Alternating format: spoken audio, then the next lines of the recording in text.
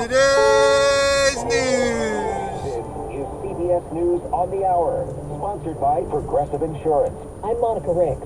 Broadway legend Chita Rivera has died.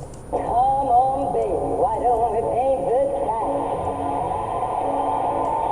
And all that jazz. The dancer, singer, and actress earned 10 Tony nominations, winning twice in a career that spans 7 decades and forged a path for Latina artists on stage.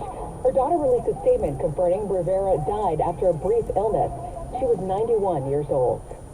The Justice Department says it's now investigating Democratic Congresswoman Cori Bush of Missouri and whether she misused campaign funds for her personal security. Bush admits she did hire her husband.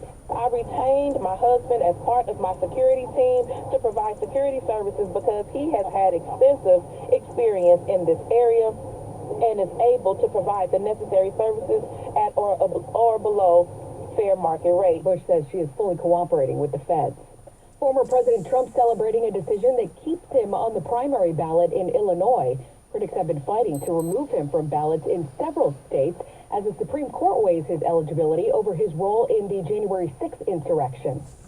President Biden had strong words for Iran today after a drone strike in Jordan that killed 3 U.S. service members over the weekend. CBS's Linda Kenyon's at the White House.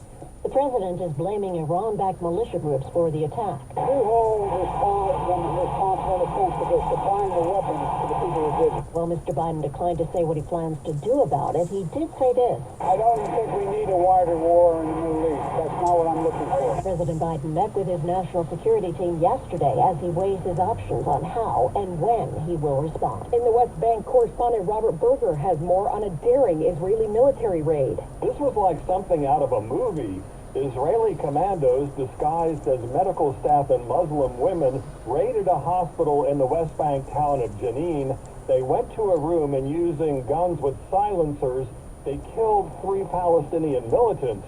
The army said the wanted men were planning a major terrorist attack. Several people have died after a tourist boat sinks in Mexico.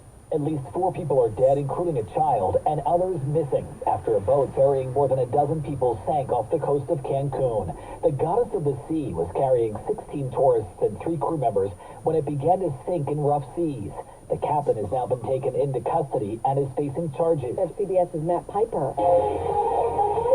And X has restored searches for Taylor Swift after a temporary ban this weekend. The platform says pornographic AI images were spreading. This is CBS News. Well, that's today's news. I didn't hear any good news, did you? I didn't think so. I guess it's all about perspective. The glass is half full. Well, as always, I'd like to thank you again for coming along with me on these Dash Cab News adventures. You know the drill. Peace, love, and all that hippie jazz. Bye-bye, everybody. It's 69 degrees here in Lathrop, California.